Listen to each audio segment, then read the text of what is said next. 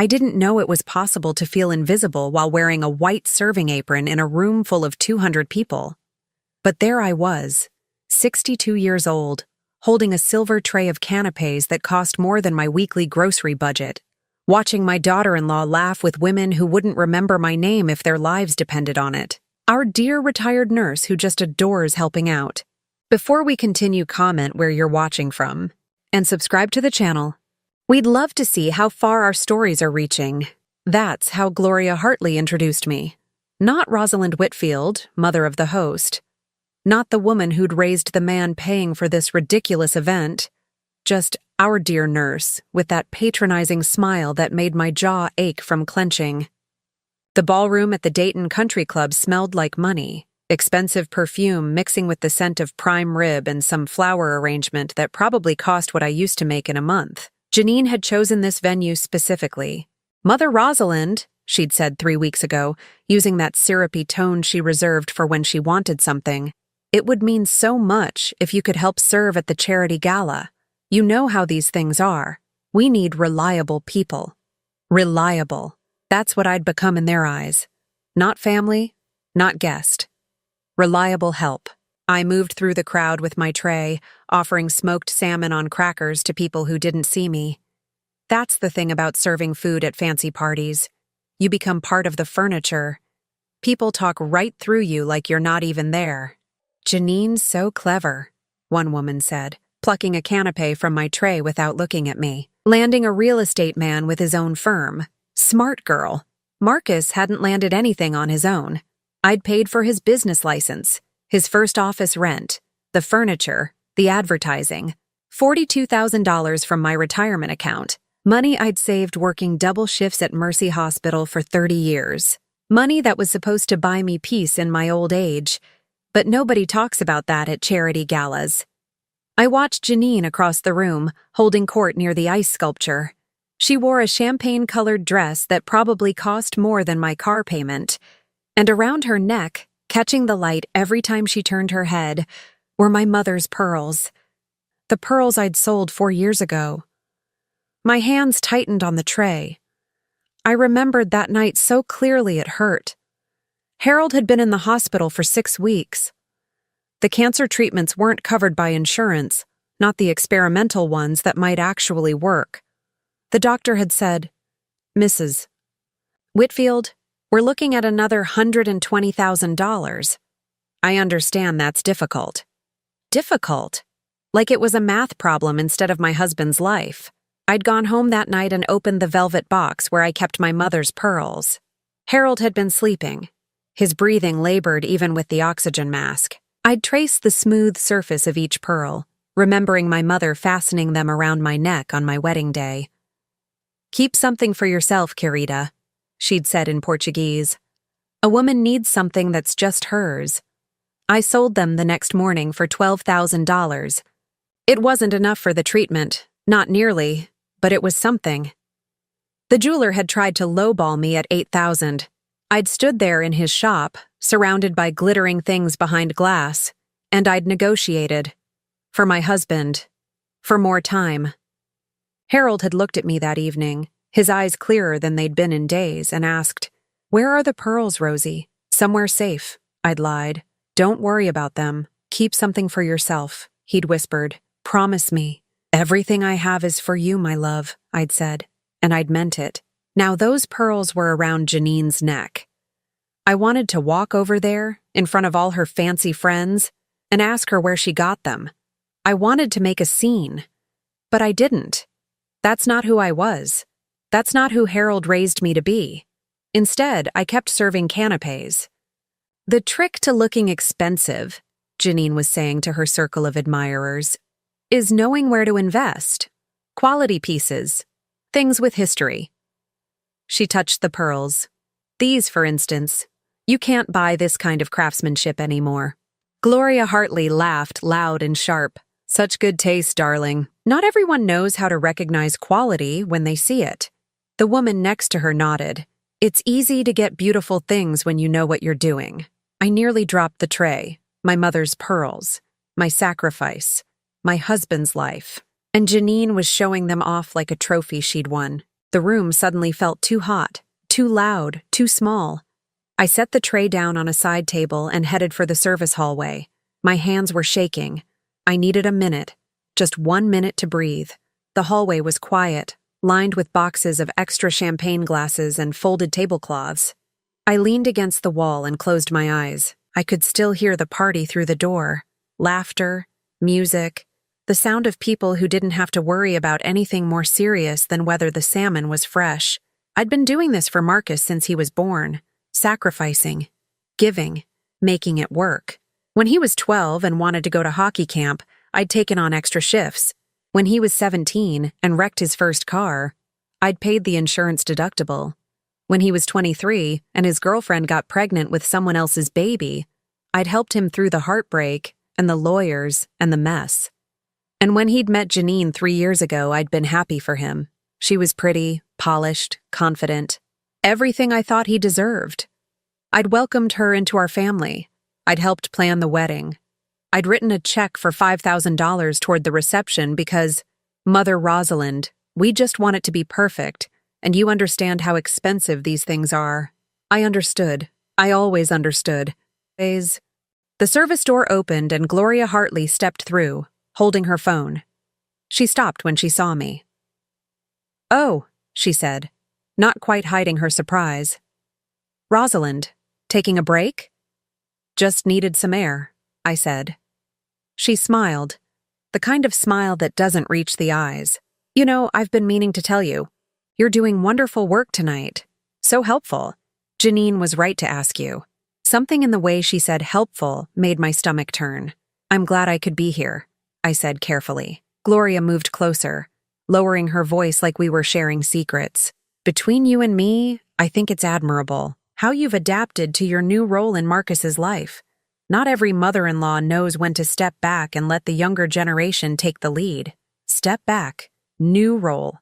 Like I was an employee being restructured instead of the woman who'd given life to the man hosting this party. Marcus is my son," I said quietly. "Of course," Gloria said, but her tone suggested otherwise. "But he's also a man now, with his own family, his own priorities. It's natural for things to change." She patted my arm. "You should be proud. You raised a successful man.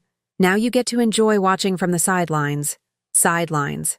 Like I was spectator at someone else's life, my son, my money that built his business." I went home 3 hours later with swollen feet and a check for $200 that Janine had pressed into my hand. "For your help, Mother Rosalind. You earned it." Like I was hired staff. Like I hadn't given her husband everything I had. The house was dark when I pulled into the driveway. Harold's house. The house we'd bought 40 years ago when Marcus was just a baby and we were sure we could conquer the world. It felt too big now, too empty, too full of ghosts. I made myself a cup of tea and sat at the kitchen table. The check lay in front of me, $200 for 6 hours of being invisible. I'd worked 32 years as a nurse. I knew what it meant to be invisible, to be the one who saved lives but never got credit, to be the one who stayed late, came early, covered extra shifts. I knew what it meant to serve others, but this was different. This wasn't service. This was erasure. I picked up my phone. No messages, no missed calls. Marcus hadn't checked on me once during the party. Janine hadn't thanked me. Nobody had noticed when I left. That's when I decided to look. I don't know what made me think of it. Maybe it was the pearls. Maybe it was Gloria's comment about stepping back. Maybe it was just too many years of feeling like something was wrong but not being able to name it. I went to the basement, Harold's office. I hadn't touched most of his things since he died. Couldn't bear to. But I knew he kept important documents in the filing cabinet. Property deeds, insurance policies, investment records. I found the folder marked Marcus Business on the 3rd drawer. Harold had always been meticulous about record keeping. Inside were copies of everything. The business loan Marcus had taken out 5 years ago, the co-signed lease for his office, the agreements. And there, paper-clipped to a real estate contract I'd never seen before, was a document with my signature on it. My signature. But I'd never signed this. The contract was for Marcus and Janine's house. The mansion on Oakwood Drive. Purchase price, $850,000. Down payment, $85,000. Source of down payment, investment from R. Whitfield. Investment. They'd called it an investment. I'd given Marcus $85,000 2 years ago, right after Harold died, right when everything was chaos and grief, and I couldn't think straight. Marcus had come to me crying, said there was a medical emergency, said Janine's mother had breast cancer and needed immediate treatment, said the insurance wouldn't cover it, said they needed help. I'll pay you back, Mom, I swear, as soon as the business picks up. I'd given him everything I had left, the emergency fund Harold and I had built over 40 years, the money that was supposed to see me through retirement, gone, because my son needed me. Except Janine's mother didn't have cancer. I'd seen her at Christmas, healthy and laughing, talking about her cruise to Alaska. They'd used my money to buy a mansion, and they'd forged my signature on the investment contract to make it look official. To make it look like I was a partner instead of a victim. My hands were shaking so badly I could barely hold the papers. I looked at the signature line. It was close, very close. The person who'd forged it had practiced, had studied my handwriting, had put effort into stealing from me. I sat on the basement floor, surrounded by Harold's careful record-keeping, and I tried to remember the last time Marcus had called me just to talk, not to ask for money, not to ask me to babysit, not to ask me to help with some event, just to talk, just to see how I was doing. I couldn't remember. My phone buzzed. A text from Janine. Thanks again for tonight, Mother R. You're a lifesaver. Marcus's business partner might want to hire you for their event next month. I gave them your number. Hope that's okay. She was recruiting me as hired help. To her husband's business partner, the business I'd funded. I looked at the forged signature on the contract. I looked at my phone. I looked around Harold's office, at all the careful plans we'd made for a future we'd never get to have. And for the first time in my life, I felt something I'd never felt before toward my son. Rage. Pure, cold, clarifying rage. I picked up my phone and took pictures of every document in that folder. Every contract. Every forged signature. Every lie on paper. Then I went upstairs, poured myself a glass of Harold's whiskey, and I made a decision. I was done being invisible. I was done being helpful. I was done being a doormat for people who were supposed to love me. Whatever came next was going to be different. I didn't know how yet. Didn't know what steps to take or who to call or what I could even do against a son who'd stolen from his own mother. But I knew one thing with absolute certainty. Sitting there in my dark kitchen with proof of betrayal on my phone and the taste of whiskey burning my throat, they were going to regret the day they decided I didn't matter. Marcus showed up on Sunday with papers and a smile I didn't recognize anymore. Just a formality, Mom, he said, spreading documents across my kitchen table, the same table where I'd fed him breakfast before school every morning for 18 years. Power of attorney. Makes everything easier. You know, in case something happens. In case something happens. Like I was already halfway to the grave. I looked at the papers. Legal size. Dense text. The kind designed to make people stop reading after the first paragraph. But I'd learned something in the past week. I'd learned to read every word, every comma, every clause that might hide a knife. What do you need this for? I asked. Marcus laughed. That easy, dismissive laugh he'd perfected since marrying Janine. Mom, you're 62. It's just smart planning. What if you fall and can't make decisions? What if there's an emergency? This way, I can help. Take care of bills, medical stuff, whatever you need. Whatever he needed, more like. I'm healthy, I said. I don't need help with bills. I know. He patted my hand, the same hand that used to hold his when he had nightmares as a kid, when he was scared of thunderstorms, when he broke his arm falling from the tree in our backyard, and I held him all the way to the hospital, telling him he was brave. But humor me, okay? It's just paperwork, just in case. You trust me, don't you? Trust. That word sat between us like a third person at the table. I thought about the forged signature on the mansion contract. I thought about $85,000 that disappeared into medical treatment that never happened. I thought about my mother's pearls around Janine's neck, catching light at a party where I was hired help. "Let me think about it," I said. Something flickered across Marcus's face. Annoyance. Maybe anger. Gone so fast I almost missed it. "What's there to think about?" "Mom, this is standard stuff. Everyone does this. Janine has power of attorney for her parents.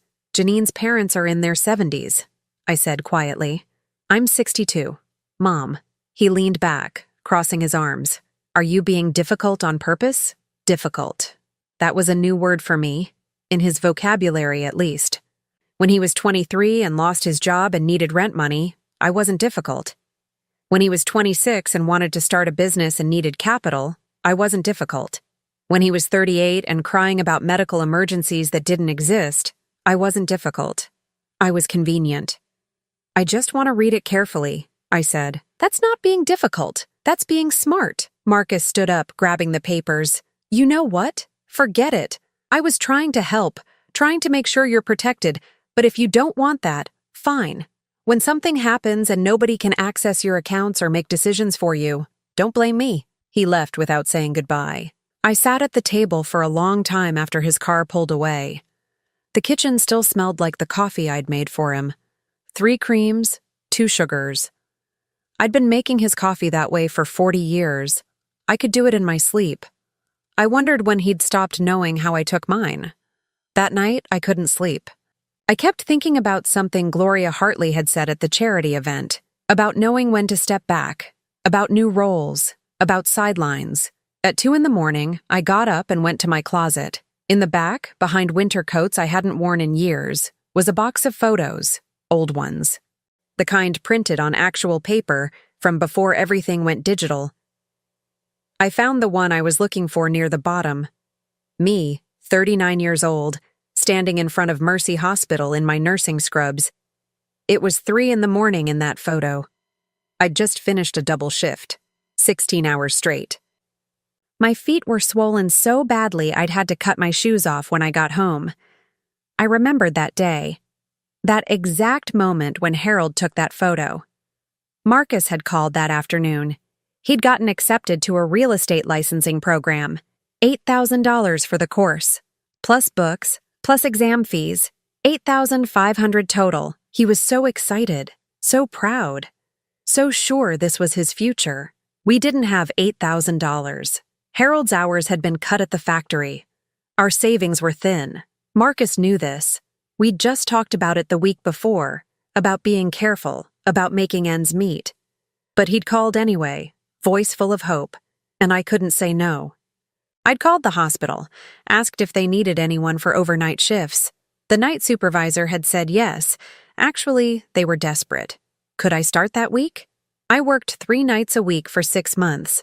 Got home at 7 a.m, slept 4 hours, woke up to make Harold lunch before his shift started, cleaned the house, paid bills, slept another 3 hours, got up at midnight to go back to work. Harold had taken that photo the morning after my 50th night shift. "I want to remember this," he'd said. "Want to remember what you did for our boy." Marcus had never known about those shifts. We'd told him I'd saved the money, that it wasn't a big deal, that we wanted him to have opportunities. He passed his licensing exam on the first try, got his first job a week later, made his first sale 3 months after that, sent us a bottle of champagne with a card that said, "Thanks for believing in me." The champagne sat in our fridge for a year. Neither of us could bring ourselves to drink it. It felt too expensive, too frivolous. We had bills to pay. I wondered where that bottle was now, probably thrown away when we cleaned out the fridge after Harold died.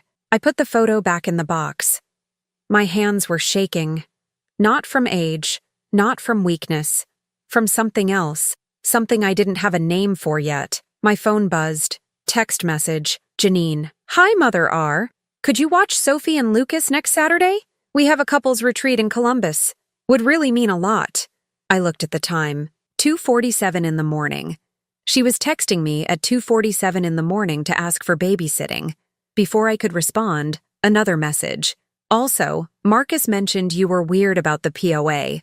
Just FYI, everyone thinks you're being paranoid. It's literally just paperwork. Might want to talk to someone about trust issues? Just saying. Trust issues. From the woman wearing my mother's pearls. From the woman who'd helped forge my signature on a contract. From the woman who'd convinced my son to steal $85,000 from his own mother. I didn't respond. Instead, I went back to the basement, to Harold's filing cabinet, to the folder I'd already memorized. There was another document I'd missed the first time, tucked behind the mansion contract, a loan application, Marcus's name at the top, current debts listed in the middle, and there, in the liabilities section, a line item that made my blood freeze. Personal loan from R. Whitfield, $42,000. Status, unpaid. Monthly payment, $0. The business loan, the one from 5 years ago, the one Marcus had promised to pay back, the one he'd sworn was just temporary, just until the business got established, just until he was on his feet. He'd listed it as a debt on his loan application, but he'd told the bank he wasn't making payments, that it was indefinite, that there was no repayment schedule. He'd never intended to pay me back. Not ever. It was never a loan. It was just taking. And I'd let him. Because he was my son. Because that's what mothers do. Because I'd believed that sacrifice was the same as love. Saturday morning, Sophie called. Not Marcus, not Janine, Sophie, my 11-year-old granddaughter. Grandma Rosalind? Her voice was small, scared. Can you come get me? My heart stopped. Sweetie, what's wrong? Where are you? I'm at Emma Harrison's house. Mom dropped me and Lucas off for a play date, but... She trailed off. But what, honey? Emma's mom said we weren't invited. She said she never talked to my mom about a play date. She said she's calling Mom to come get us, but Mom's not answering. Emma's mom is really mad. She keeps saying she has plans. Lucas is crying. I was in my car before Sophie finished talking. Give me the address. Emma Harrison lived in Janine's neighborhood, the expensive one. The one with gates and security and houses that looked like they belonged in magazines. I got there in 12 minutes. Sophie and Lucas were sitting on the front steps. 8-year-old Lucas's face was red and blotchy from crying. Sophie had her arm around him, trying to be brave, trying to be the grown-up. Emma's mother stood in the doorway, arms crossed, checking her watch. When she saw me, relief and irritation fought for control of her face. Finally, she said, I've been calling Janine for 40 minutes. I have a salon appointment. I'm so sorry, I said, walking up to take the kids' hands. There must have been a misunderstanding. There was no misunderstanding, Emma's mother said coldly. Janine dropped them off without asking. Just rang the doorbell, said she'd pick them up at 5 and left. I tried to stop her, but she drove away. That's not a misunderstanding. That's dumping. Sophie's hand tightened in mine. Lucas made a small sound that broke my heart. I got them into my car, buckled them in, turned up the heat because they were both shivering even though it was 60 degrees outside. It's okay, I said. Everything's okay now. Mom said you were too busy to watch us, Sophie said quietly. She said you had important things to do and we shouldn't bother you. The lie sat in the car with us. Heavy, poisonous. I'm never too busy for you, I said. Never. We stopped for ice cream on the way home. They were quiet at first, but by the time we got to my house, Lucas was telling me about his science project, and Sophie was showing me a story she'd written at school. Normal things, sweet things. The kind of things grandmothers should know about their grandchildren. The kind of things I'd been excluded from for 2 years without realizing it. At 4:30, my doorbell rang. Janine stood there in yoga pants and a tank top, her hair in a perfect ponytail, looking annoyed. There you are, she said to the kids. I've been looking everywhere for you. Why didn't you call me? We did call, Sophie said. You didn't answer. Janine's eyes cut to me. Mother Rosalind, thanks for picking them up. I had an emergency. Work thing. She was lying. I could see it in the way she wouldn't meet my eyes. In the way her hand fluttered to her neck, touching the place where pearls used to hang. The kids can stay for dinner, I said, if you and Marcus need more time. No, Janine said quickly. We need them home. Come on, kids. Say thank you to Grandma. They hugged me. Both of them. Tight hugs that lasted too long, like they were afraid to let go. As Janine herded them toward her car, Sophie looked back at me, just for a second, and in her eyes, I saw something that made my stomach turn. Fear, not of me, of her mother, of saying the wrong thing, of asking for help, I thought about Emma's mother, frustrated and angry about being used. I thought about Sophie's small voice on the phone, scared and abandoned. I thought about Janine's lie, so easy, so automatic. And I thought about power of attorney, about legal control, about what someone like Janine could do if she had complete access to my life, my money, my decisions. That night I made 2 phone calls. The first was to a lawyer I'd known from the hospital, a woman who'd once told me, "If you ever need help, call me." The second was to my bank, asking about fraud protection and account security. By the time I hung up, my hands had stopped shaking. I wasn't scared anymore. I was ready. The oil was canola. I know because I smelled it on my clothes later at the hospital. Canola oil on the stairs leading to Sophie's bedroom. I'd gone to visit on Tuesday afternoon. Janine had texted that morning, unusually friendly. "Kids would love to see you. Come by around 3?" I should have known, should have recognized the setup, but I was still operating under the old rules, the ones where family meant safety. The stairs in their mansion were hardwood, expensive, the kind that showed every mark. I was carrying a bag of books I'd bought for Sophie, climbing toward her room when my foot went out from under me. I remember the moment of suspension. That split second where your body knows it's falling but hasn't hit yet, where everything slows down and speeds up at the same time. I hit 6 steps on the way down, felt something crack in my wrist, tasted blood from biting my tongue. Janine appeared at the top of the stairs. "Oh my God, Rosalind! Are you okay?" But she didn't come down, didn't rush to help. She stood there, looking at me crumpled on the landing, and I saw something in her face that made my blood run colder than the pain in my wrist. Relief, just for a second, like a problem had solved itself. Then she blinked, and the mask was back. Concern, horror. "Don't move. I'll call 911. The EMTs came. Marcus met us at the hospital. He held my good hand while they took x-rays. Fractured wrist, possible concussion, bruised ribs. What happened, Mom?" he asked. His voice sounded genuine. Maybe it was. "I fell," I said. "Because what else could I say? Your wife oiled the stairs? Prove it. They kept me overnight for observation." Marcus left around 9, promising to come back in the morning. The hospital was quiet. That special kind of quiet that only exists at 2 a.m. in fluorescent hallways. That's when Gloria came. She wore a black coat that probably cost more than my hospital bill. Her heels clicked on the linoleum like a countdown. "Rosalind," she said, sitting in the chair beside my bed. "How are you feeling?" "Like I fell downstairs," I said. She smiled, patted my hand, the one without the cast. "These things happen. Houses can be so dangerous, especially for people our age." Our age. She was 67. I was 62. But the way she said it made me sound ancient, fragile, done. She leaned closer, and her perfume was expensive and suffocating. "Sometimes," she whispered, "it's better to go peacefully, Carita, before things get harder, before you become a burden." My heart stopped, not metaphorically, actually stopped for a beat.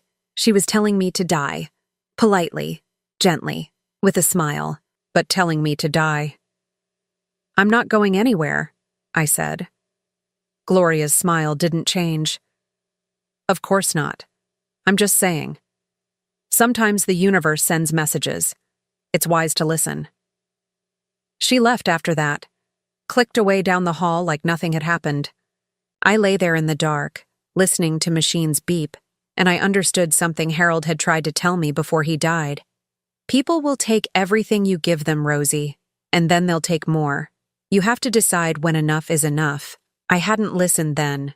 I'd thought he was being dramatic, cynical. That wasn't who we were. We were givers, helpers, good people. But Harold had been right. The next morning, Sophie came. Not with Marcus or Janine, alone. She slipped into my room at 7 before visiting hours, wearing her school uniform and looking terrified. "Grandma," she whispered, checking the door. "I brought you something." She pulled a small notebook from her backpack, old, worn, the kind with a marbled cover that nobody makes anymore. "I found this in the garage," she said, "in a box with Grandpa Harold's name on it. I think you should have it." My hands shook as I took it. I recognized Harold's handwriting on the first page. Financial records. Personal. You need to go, I said, before your mom realizes you're here. Grandma? Sophie's eyes filled with tears. I heard Mom and that lady talking, the one who came last night. They said, I know what they said, baby. Are you going to be okay? I looked at this 11-year-old child, brave enough to sneak into a hospital, smart enough to know something was terribly wrong, and I made a decision. Yes, I said. I'm going to be fine. Better than fine. After she left, I opened the notebook. Harold had documented everything, every loan to Marcus, every emergency that required money, every promise to pay back that never materialized. But there was more. Notes in the margins, observations. Marcus borrowed $5,000 from his boss. Didn't tell Rosie. Saw Marcus at the casino on Jefferson Street, 2 a.m. Tuesday. Marcus asked about life insurance policies today, specifically mine, and then dated 3 months before Harold died. Janine called today, said Marcus owes $150,000 to loan sharks, said if I don't help, they'll hurt him, said Rosie can never know, paid $30,000, took out second mortgage. God forgive me. My husband had taken out a second mortgage on our house, to pay my son's gambling debts, and he'd died not telling me, protecting Marcus, protecting me from the truth. I turned to the last page, Harold's handwriting, shakier now, written maybe days before he died. Rosie, if you're reading this, I'm gone, and I'm sorry. Sorry I wasn't stronger. Sorry I couldn't say no to our boy, but you need to know. Marcus will take everything. Janine will help him. They're drowning, and drowning people pull others under. Don't let them pull you. You're stronger than me. You always were. Protect yourself, even from family, especially from family. I love you. 8. I sat in that hospital bed, holding my dead husband's warning, and I cried. Not quietly, not carefully. I sobbed until nurses came running, but they weren't sad tears. Not entirely. They were angry tears, betrayed tears, done tears. Harold had known, had tried to protect me even after death, had left me proof, and Sophie, sweet, brave Sophie, had made sure I found it. I wasn't alone. I wasn't crazy. I wasn't paranoid. I was right. When Marcus came at noon with flowers and apologies, I was calm, cold, clear. I want to see the mortgage papers, I said. For the house. His face went white. Mom, you should rest. The house Harold and I bought. Our house. I want to see the current mortgage papers. This isn't the time. Show me, or I call a lawyer today. He showed me, on his phone, because he didn't want me to have copies.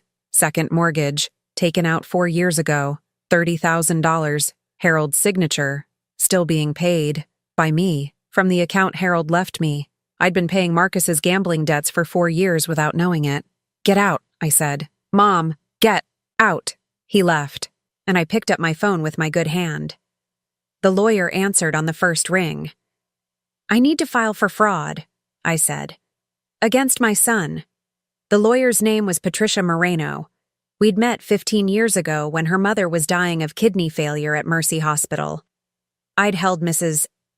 Moreno's hand through the worst nights, stayed late when I didn't have to, made sure she wasn't alone. Patricia remembered. Tell me everything, she said when she arrived at the hospital that afternoon. I did. Every detail, every document, every forged signature and stolen dollar. Harold's notebook lay between us like evidence at a crime scene. She read it twice, made notes, asked questions. Then she looked at me with something I hadn't seen in months. Respect. This is fraud, she said. Multiple counts, forgery, financial exploitation of an elderly person. The power of attorney attempt could be considered attempted conservatorship fraud. I'm 62, I said. Not elderly. In Ohio law, you're elderly enough. She tapped the notebook. Your husband documented everything. This is admissible. And if Sophie testifies about what she overheard, no, I said immediately. She's 11. I won't put her through that. Patricia nodded. Then we do this another way. Quietly. Surgically. We protect your assets first, Then we go after restitution. She made calls while I was still in the hospital bed, to banks, to property offices, to financial advisors I didn't know existed. By the time I was discharged the next morning, my life had been locked down tighter than Fort Knox. Every account frozen except one new checking account only I could access. The house deed transferred to a revocable trust with Patricia as trustee. All financial powers of attorney revoked. Credit monitoring activated. New passwords on everything. If Marcus tries to access anything, Patricia said, we'll know immediately, and it'll be evidence. But she'd found something else. Something Harold had hidden even in death. A life insurance policy I didn't know existed. Taken out 30 years ago when Marcus was 8. Employer-sponsored. Value, $400,000. Harold had kept paying the premiums even after he retired. Had never told me. Had never listed it on our joint financial statements. The beneficiary line made my hands shake. Primary, Rosalind Whitfield. Contingent, Marcus Whitfield. But there was a note paper-clipped to the policy in the lawyer's file, Harold's handwriting. For Rosie, not for emergencies. Not for Marcus, for her. She gave everything. Let this be something she keeps. I sat in Patricia's office, holding proof that my husband had tried to protect me from beyond the grave, and something inside me hardened. Not broke, hardened, like steel in a forge. What else can we do? I asked. Patricia smiled. It wasn't a kind smile. How much do you want them to hurt? I thought about the pearls, the stairs, Gloria's whispered death wish, Sophie's frightened face, Harold's secret sacrifice. Everything, I said. I want everything back. The next step was the bank. I drove there myself, wrist still in a cast, ribs still aching. But I drove myself because I needed to do this, needed to look them in the eye. The branch manager was Tom Keller. I'd known him since Marcus was in Little League. Tom's son had been on Marcus's team. I'd brought orange slices to every game for 3 years. Rosalind, he said, standing when I walked in. I heard about your fall. I need to see all accounts where Marcus has access, I said. Now. Something in my voice made him sit back down fast. He pulled up the records. There were 5 accounts, checking, savings, money market, 2 CDs. Marcus had access to all of them, full access, added 3 years ago with my signature. Another forgery. I need him removed immediately, I said. Today. And I need a record of every transaction he's made in the last 2 years. Tom hesitated. Rosalind, he's your son. Maybe we should... I leaned forward, looked him straight in the eye. Tom, did your mother ever teach you about the difference between a loan and theft? He blinked. Yes? Good. Then you understand that my son has been stealing from me, with forged documents, from accounts at your bank, which makes this your problem too. The color drained from his face. I'll need to verify. Patricia Moreno is my attorney. She's already filed preliminary paperwork. You can verify with her. But those accounts get frozen. Today. Or I file a complaint about your bank's failure to protect an elderly customer from fraud. I hated using that word. Elderly. But Patricia was right. In Ohio law, it meant something. It carried weight. Tom made the calls. By the time I left the bank, Marcus had 0 access to my money. And I had records showing he'd withdrawn $43,000 in the past 18 months. $43,000. On top of everything else. I drove to the police station next. Filed a fraud report. Gave them copies of everything. Harold's notebook. The forged signatures. The bank records. The officer taking my statement was young. Maybe 25. He looked uncomfortable. Ma'am, you understand this will likely result in criminal charges? Against your son? I understand, I said. File it anyway. I had one more stop. The one I'd been putting off. The one that hurt most. Marcus's office. His secretary tried to stop me. Mrs. Whitfield, Marcus is with a client. I walked past her, opened his door, interrupted his meeting with a young couple looking at property listings. Get out, I told the couple. Family emergency. They looked at Marcus. He nodded, face white. They left. I closed the door behind them. Mom, shut up, I said. My voice was calm, cold. I'm going to talk. You're going to listen. I pulled out my phone, showed him the photos I'd taken of every document, every forged signature, every theft documented in Harold's handwriting. The police have all of this, I said. So does my lawyer. So does the bank.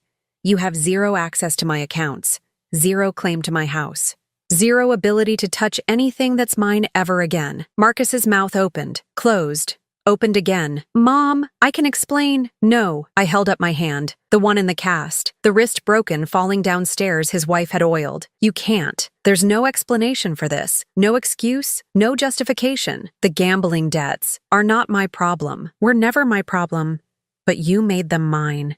You and Janine made them mine. And Dad died paying for your mistakes without telling me.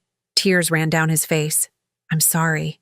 God, Mom, I'm so sorry. I never meant— You meant exactly this, I said. You meant to take everything, meant to use me up until there was nothing left. Meant to let your wife oil those stairs and hope I'd break my neck instead of my wrist. What? No, I didn't know about what, Marcus? About the stairs? About Gloria telling me to die? About Janine using my pearls like trophies? What didn't you know? He stared at me, and in his eyes, I saw the truth. He'd known. Maybe not every detail, but enough. He'd known enough and done nothing. You have 30 days, I said, to pay back every cent. $170,000 total. Every loan, every forgery, every theft, documented, with interest. I don't have that kind of— Then sell the mansion, sell your car, sell everything Janine bought with my money. I don't care how you get it, but you get it. Or you go to prison. I turned to leave, stopped at the door. And Marcus? You don't see Sophie or Lucas without my supervision. Ever. If you try, I file for emergency custody based on your wife's neglect and your financial instability. Patricia's already drawn up the papers. You can't— I looked back at him. At the son I'd worked 3 jobs to put through school. The son I'd sacrificed everything for. The son who'd repaid me with lies and theft and attempted murder by stairs. Watch me, I said. The drive home was quiet. My hands were steady on the wheel. My wrist ached, but I didn't care. I thought about Harold's nursing pin. The one he'd given me when I graduated. The one I'd worn for 32 years. The only thing I'd never sold, never sacrificed. It sat on my dresser at home. Small, silver, engraved with my maiden name. Rosalind Santos, RN. That's who I was before I became Rosalind Whitfield. Before I became Marcus's mother. Before I became the woman who gave everything. I was going to remember that woman. Was going to become her again. That night, I called Sophie from my new secure phone number. Grandma? She answered immediately. Are you okay? I'm better than okay, sweetheart. I'm free. And I'm going to make sure you are too. They all came on Thursday. Not because I invited them, because Patricia subpoenaed them. My hospital room had become a courtroom. Patricia sat in one chair with her laptop and files. A court reporter sat in the corner. And I sat in my bed, wrist still casted, ribs still wrapped, looking at the family I'd given everything to. Marcus, Janine, Gloria Hartley. Sophie and Lucas were with Patricia's sister, safe, away from this. This is insane, Janine said, pacing. She wore designer jeans and a silk blouse. My mother's pearls were gone. She'd learned that much at least. You can't just summon us like criminals. Sit down, Mrs. Whitfield, Patricia said. Not a request. A command. Janine sat. Patricia opened her laptop, turned it toward the wall where she'd rigged a small projector. We're going to watch something together, and then we're going to talk about choices. The first image appeared, a bank statement, my account. Highlighted withdrawals going back 2 years. $43,000, Patricia said. Withdrawn by Marcus Whitfield using forged authorization. Marcus stared at his hands. The next image, the mansion contract. My forged signature circled in red. $85,000. Down payment obtained through fraud. Mrs. Whitfield was told this money was for cancer treatment. There was no cancer. Janine's face went pale. More images. The business loan. The second mortgage. Harold's notebook with its damning timeline. $170,000 total, Patricia said. Stolen, not borrowed. Stolen. We were going to pay it back, Marcus said quietly. When? I spoke for the first time. My voice was steady, cold. When were you going to pay back money you told the bank you'd never pay? Money you listed as indefinite debt with zero repayment schedule? He had no answer. Patricia pressed a key. Audio started playing. Janine's voice, tinny but clear. When the old woman dies, we'll finally have the lifestyle we deserve. The house is worth at least $600,000, plus whatever she's got saved. Marcus is the only child. It all comes to us. Silence in the room. Just the audio continuing. Gloria's voice next. And if she doesn't die soon, she could live another 20 years. Janine's laugh. Not if she keeps having accidents. Old people fall all the time, especially on stairs. Marcus's head snapped up. What is this? Where did you— Security camera, Patricia said. At Gloria Hartley's home. From 3 weeks ago, the day before Mrs. Whitfield fell down your stairs. I watched Marcus's face, watched him understand, watched the truth sink in. You knew, he whispered to Janine. You oiled those stairs. You tried to— Don't be dramatic, Janine snapped. It was just a little scare, to make her more manageable. A little scare? I leaned forward. Pain shot through my ribs, but I didn't care. I fractured my wrist. Could have broken my neck. That was your plan? Kill me for insurance money? Nobody was trying to kill anyone, Gloria said smoothly. That recording is taken out of context. Patricia smiled. Then let's add context. More audio. Gloria's voice again. I told her it would be better to go peacefully. She didn't listen. Stubborn woman. Janine. The power of attorney would have been easier, but she got paranoid. Gloria. There are other ways. Medical emergencies, wrong medications. These things happen in hospitals all the time. The room went silent. Marcus stood up, walked to the window. His shoulders were shaking. Marcus, Janine said. Her voice had changed. Softer now. Scared. Baby, you know I love you. We were just talking. Just venting. We never would have— Shut up. He didn't turn around. Just shut up.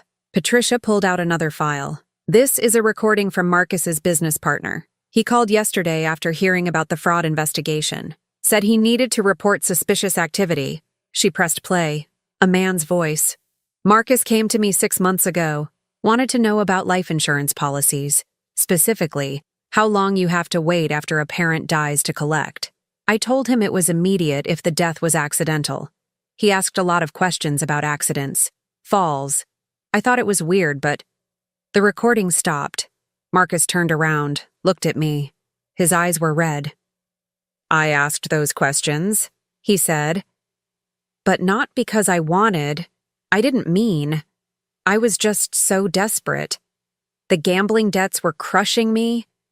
Janine kept spending more and more, and I couldn't say no.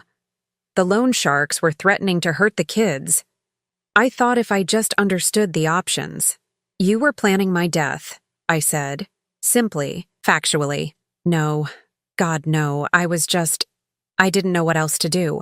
You could have told me. My voice broke. First time all day. You could have come to me and told me the truth. Asked for help instead of stealing. Instead of lying. Instead of letting your wife oil stairs and your mother-in-law tell me to die. I know.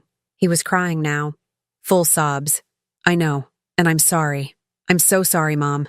I was weak and stupid, and I let everything spiral out of control. Janine stood up. This is ridiculous. Marcus, we're leaving. Call our lawyer. No, Marcus said. Excuse me? No, we're not leaving. We're not calling anyone. We're staying and we're listening and we're facing what we did. Janine's face transformed.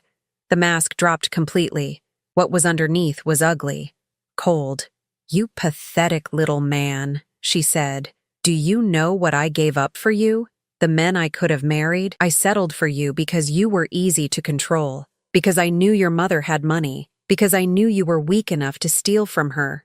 Janine! Gloria stood, trying to stop her. No. Janine turned on me.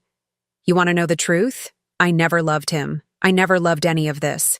I married a boring real estate agent in Ohio because you had a paid-off house and retirement money. That was it. That was the entire reason. What about the kids? Marcus's voice was hollow. Janine shrugged. Sophie was an accident. Lucas was insurance. Make sure you never questioned anything. Never looked too close. The cruelty of it hung in the air like poison. Get out, Marcus said, quiet but firm. What? Get out. Of my life. Of my house. Of my children's lives. We're done. You can't kick me out. We're married. That house is half mine. Patricia cleared her throat. Actually, the house is 0% yours. It was purchased with fraud. Mrs. Whitfield Sr. can claim it as stolen property, which means you have about 20 minutes to pack whatever you brought into the marriage before the police arrive. Janine's face went white. You're bluffing. Try me, I said. She looked at Marcus, waiting for him to defend her, save her, be weak like he'd always been. He said nothing. She looked at Gloria, her partner in crime, her co-conspirator. Gloria had already moved toward the door. I have no idea what she's talking about, Gloria said smoothly. I barely know this woman. If she's committed crimes, that's her problem. The betrayal was instant, absolute. Gloria walked out without looking back. Janine stood there, alone, exposed, all her beauty and polish and charm stripped away to show what was underneath. Nothing. Fine, she spat. Keep your pathetic little life. Keep your boring son. I'm done with all of you. She left. Her heels clicked down the hallway just like Gloria's had that night she told me to die. Marcus collapsed into a chair, put his head in his hands. I don't know how to fix this, he whispered. You can't, I said. Not today. Maybe not ever. But you can start by telling the truth. All of it. To the police. To the court. To Sophie and Lucas when they're old enough. He nodded. The kids. God, what do I tell the kids? You tell them their mother made bad choices. That you made bad choices. That you're going to spend the rest of your life trying to be better. I paused. And you tell them their grandmother loves them. That I'll always be here for them. Even after everything I did? I thought about that. About Harold's notebook. About Sophie's brave delivery.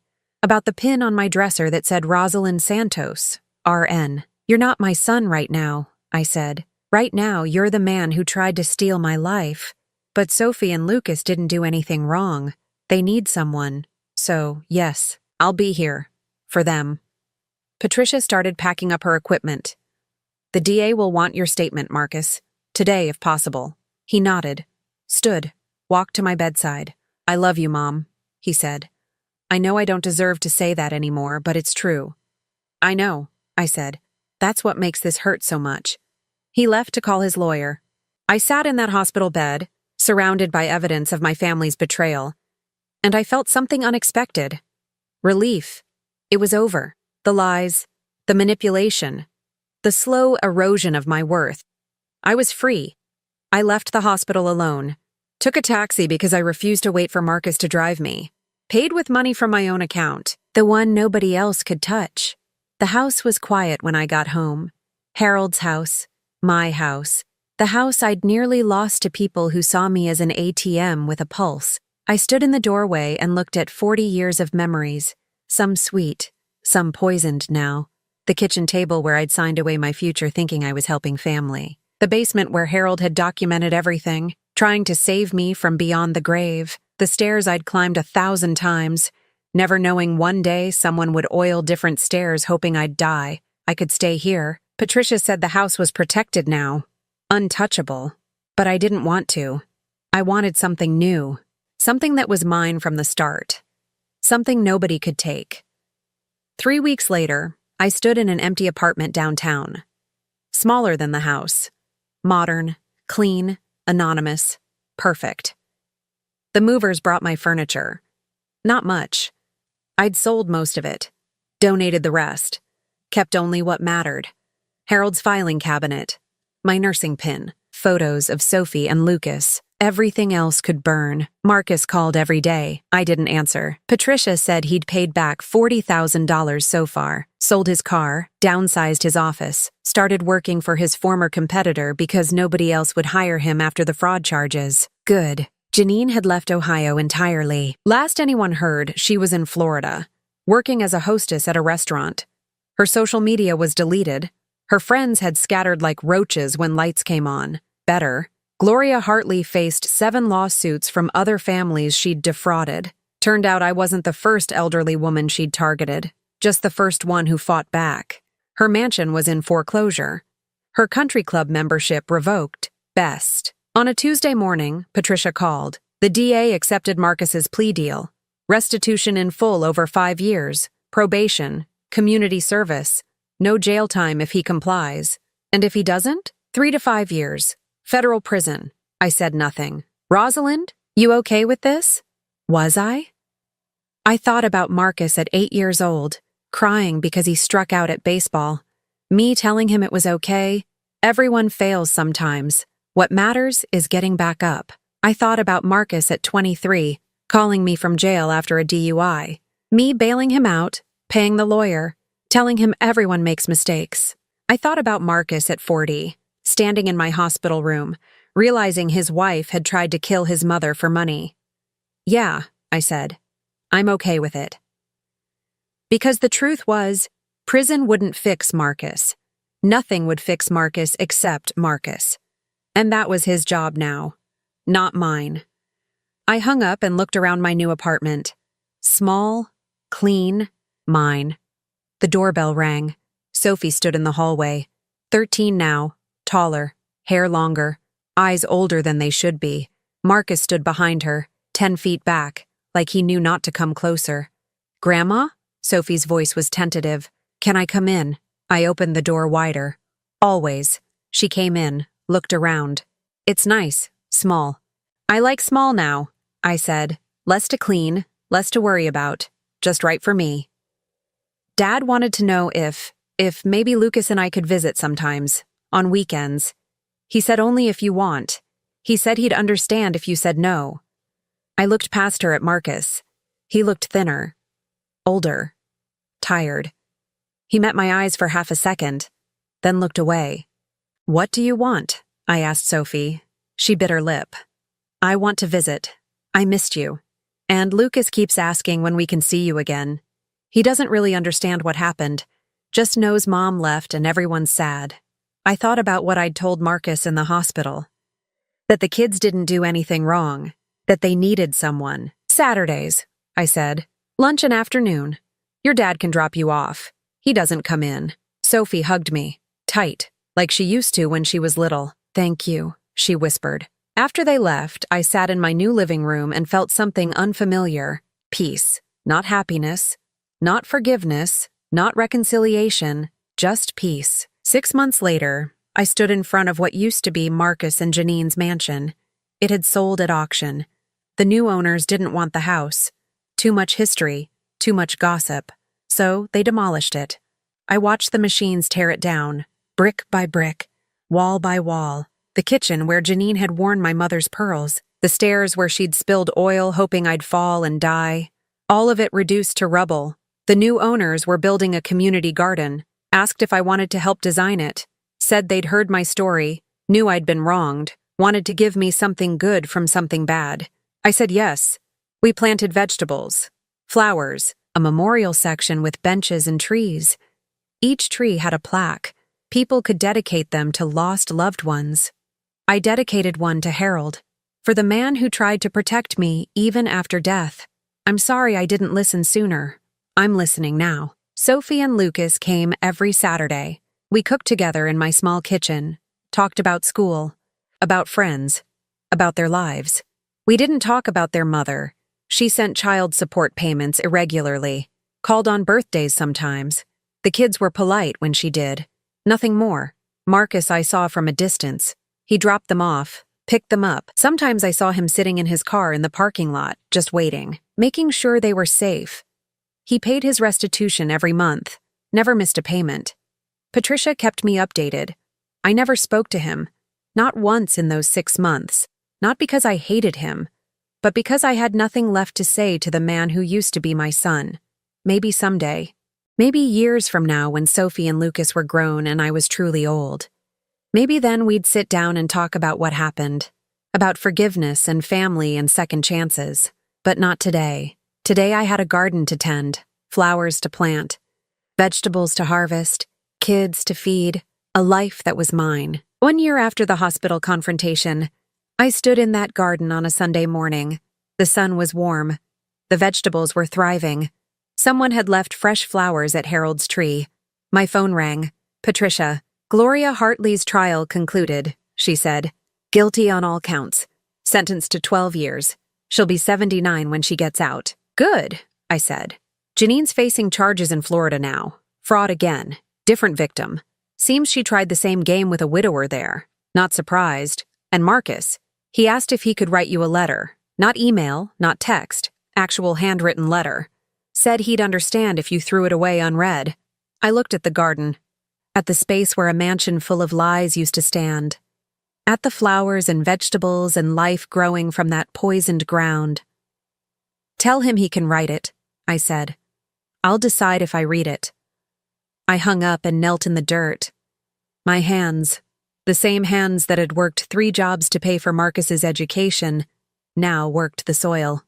Pulling weeds, planting seeds, building something new.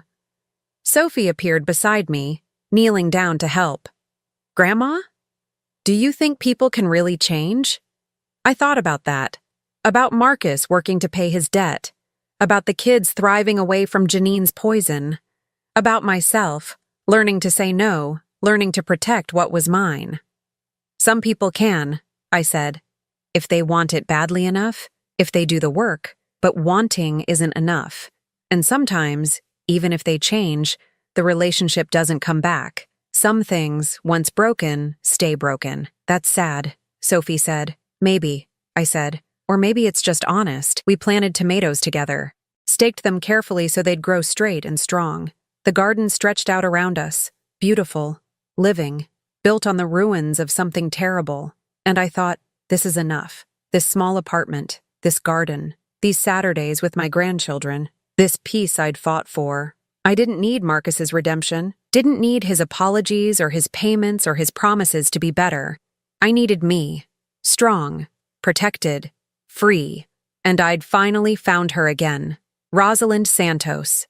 The woman who'd existed before I gave everything away.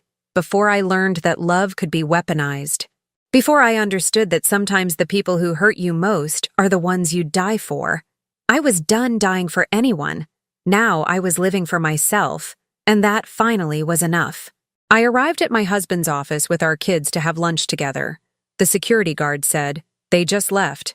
I asked, "Who?" He pointed to a woman with 2 children. "His family," he said. My son whispered, "Does Dad have another family?" I stayed calm.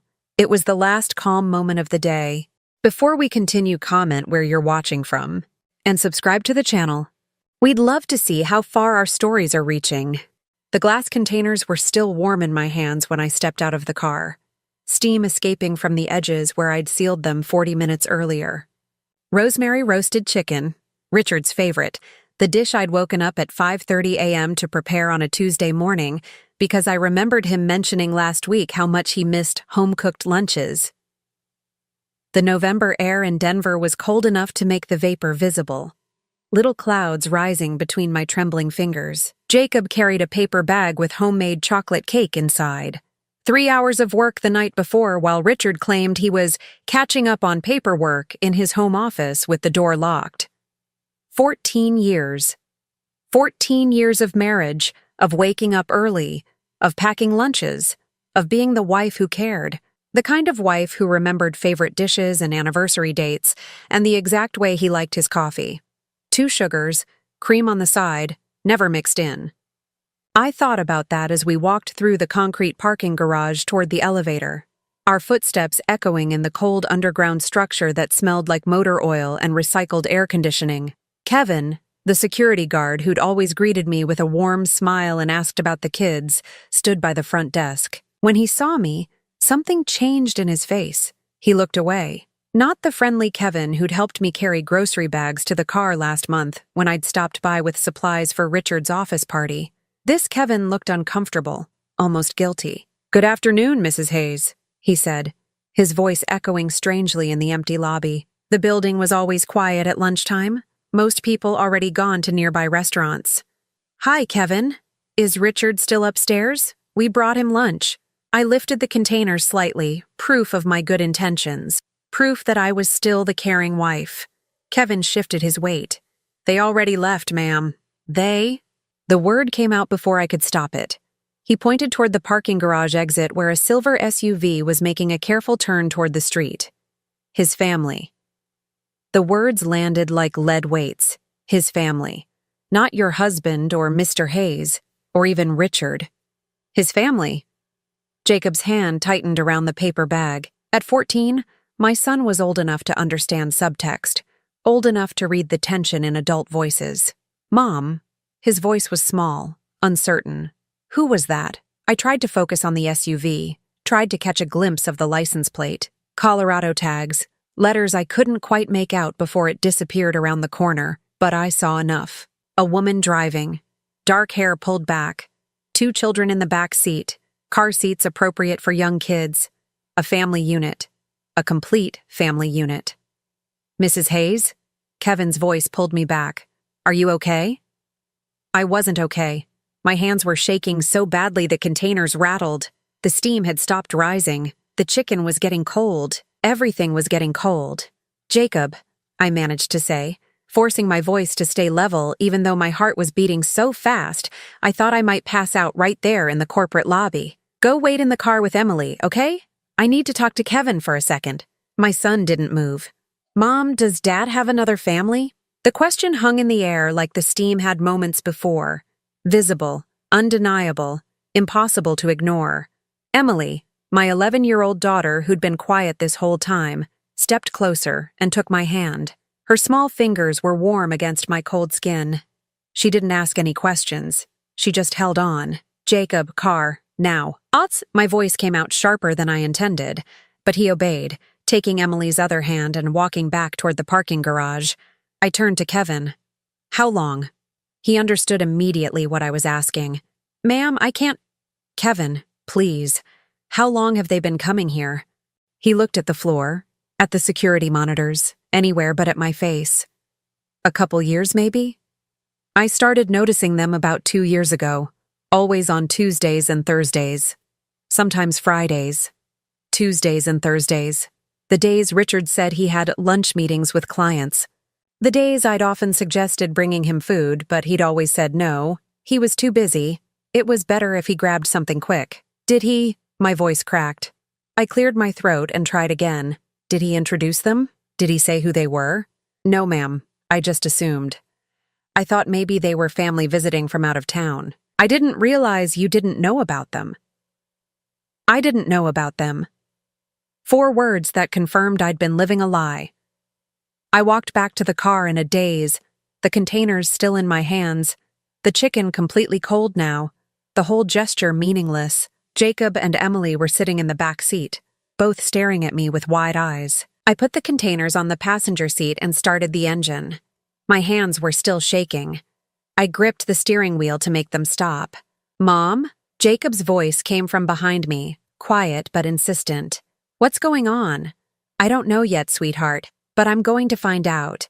I drove home on autopilot, making all the right turns, stopping at all the right lights, but not really present.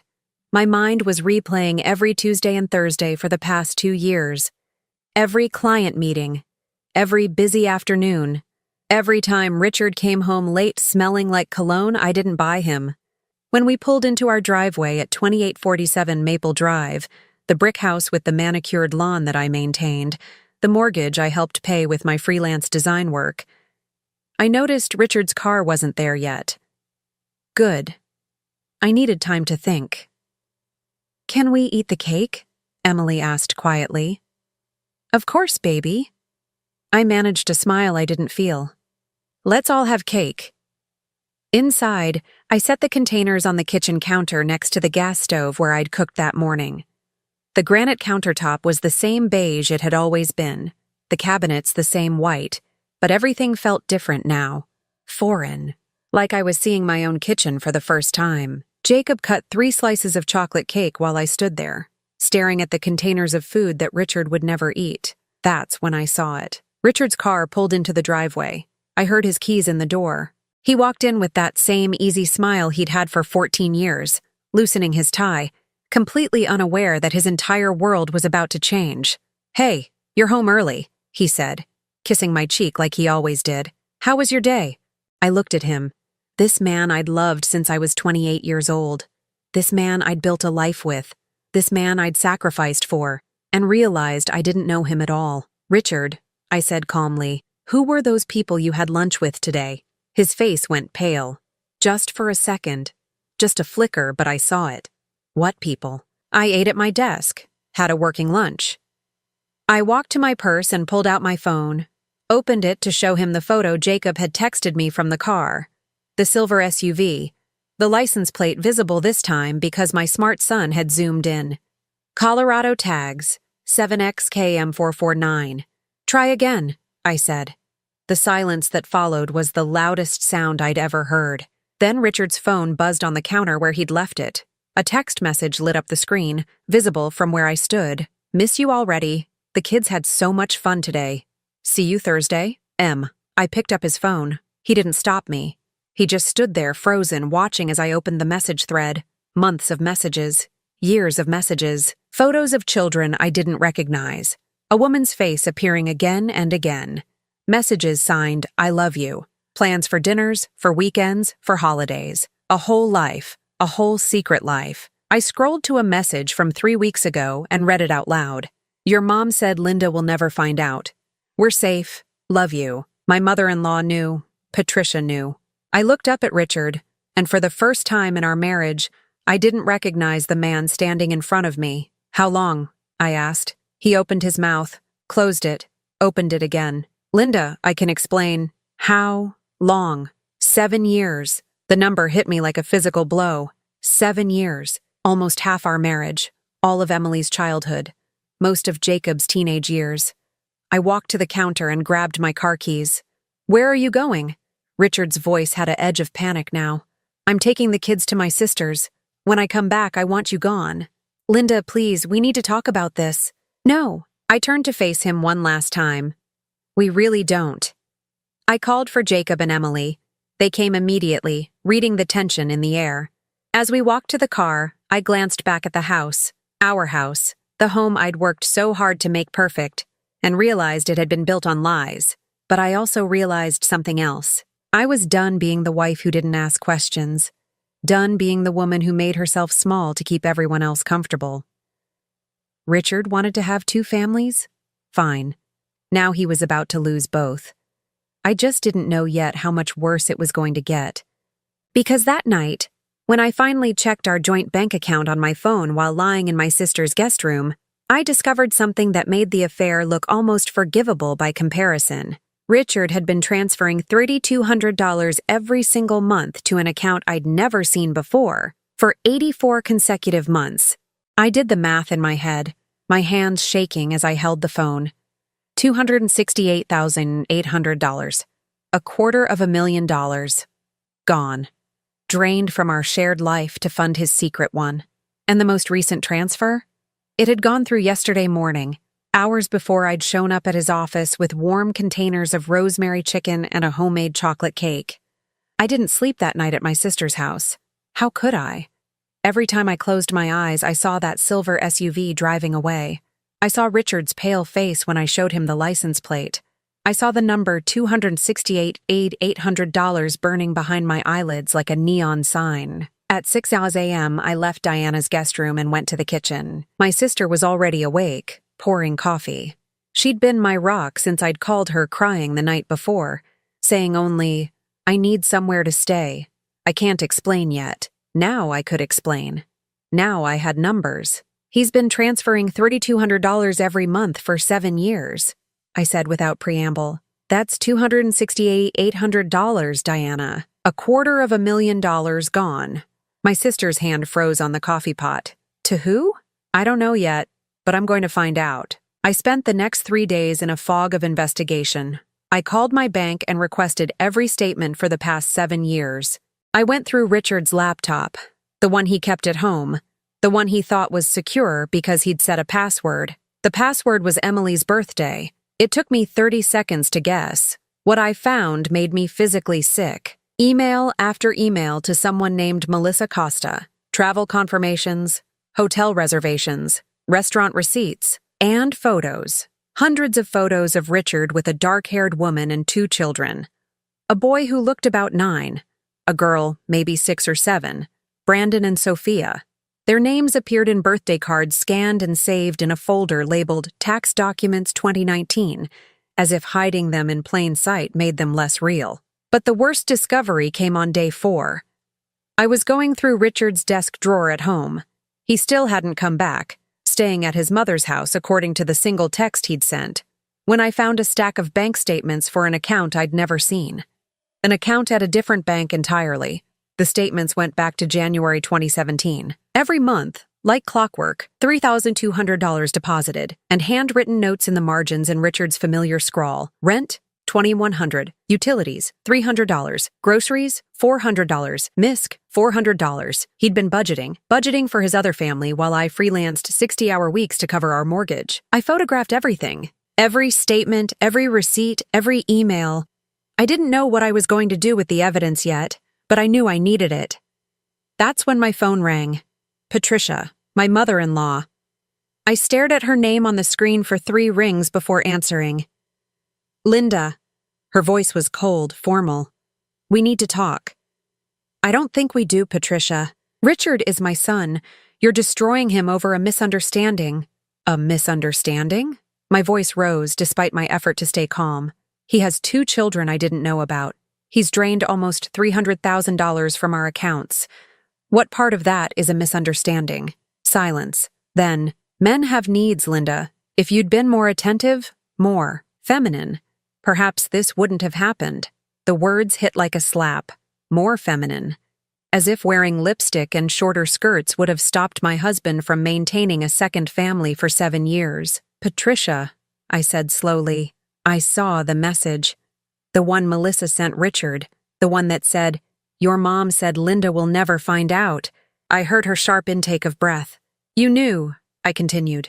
You've known this entire time. You helped him hide it. I was protecting my family. I was your family too.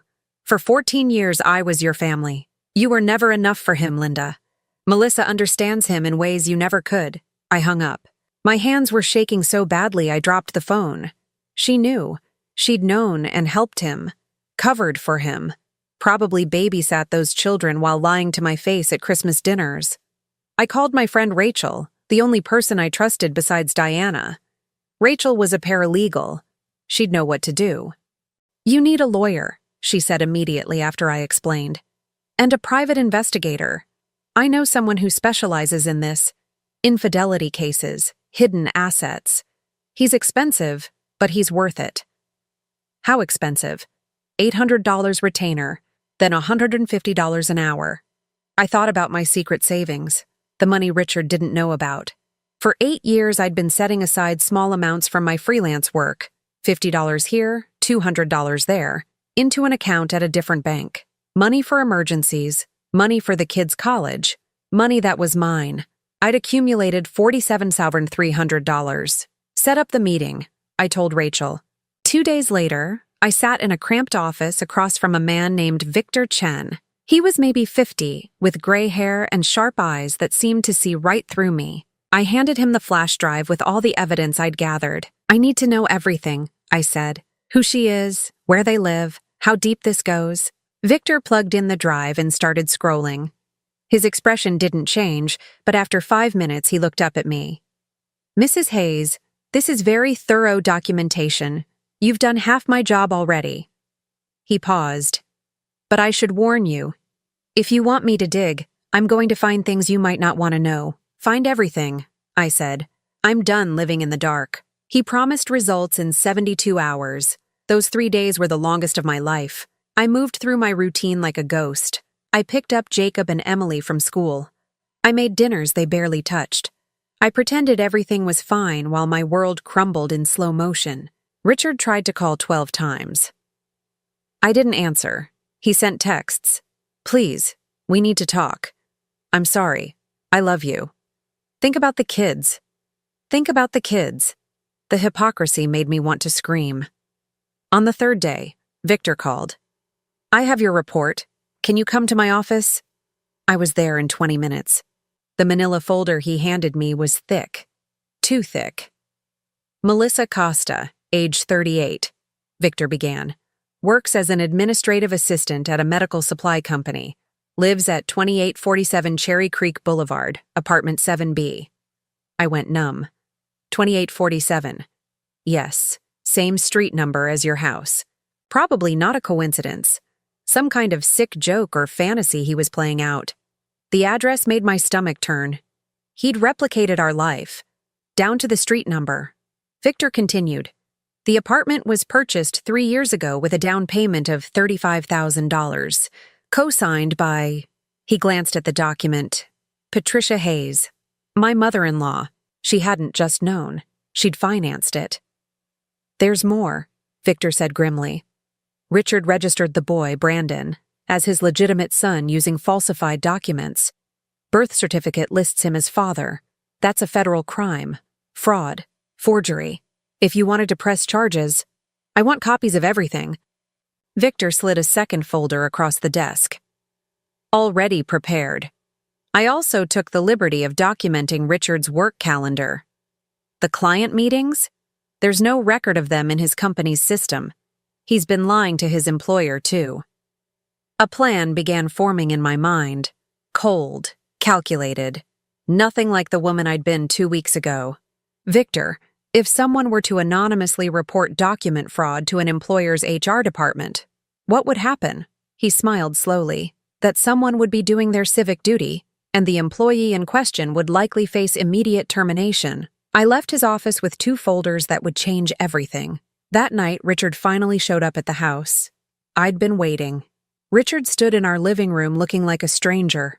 Unshaven, wrinkled shirt, eyes red from lack of sleep. Linda, please, just let me explain. I sat on the couch, the gray 3-seater we'd bought in 2015 for around $200, and folded my hands in my lap, calm, controlled. Nothing like the screaming, crying wife he probably expected. Explain, I said simply. He launched into it, the story he'd clearly rehearsed. Melissa had been vulnerable. He'd been lonely. It just happened. He never meant to hurt me. He loved us both. The classic cheater's script, word for word. I let him finish. Then I asked, when's Sophia's birthday? He froze. What? Sophia, your daughter. When's her birthday? Linda, July 14th, 2020. She's 6 years old. Brandon is 9, born October 2017. You registered him as your legitimate son using a forged birth certificate, which is federal fraud. Your mother co-signed a $35,000 loan for Melissa's apartment. You've transferred $268,800 to them over 7 years. His face went from pale to gray. How do you— I know everything, Richard. Every lie, every dollar, every crime. I stood up. Now get out of my house. It's my house too. Actually, it's not. I checked with a lawyer. I've been paying 60% of the mortgage with my freelance income for the past 8 years. You've been paying 40% while draining the rest into your second family. In a divorce, I'll get the house. He tried to speak. I held up my hand. I'm done talking. Leave. Now. After he left, finally, after 20 minutes of desperate pleading, I locked every door and window. Then I sat in the dark kitchen and cried for the first time since the parking garage. Not for Richard. For me. For the woman I'd been. For the years I'd wasted. The next 11 days were the loneliest of my life. I went through the motions. Wake up, make breakfast, drive Jacob and Emily to school, work on design projects, pick them up, make dinner, help with homework, pretend everything was normal. But nothing was normal.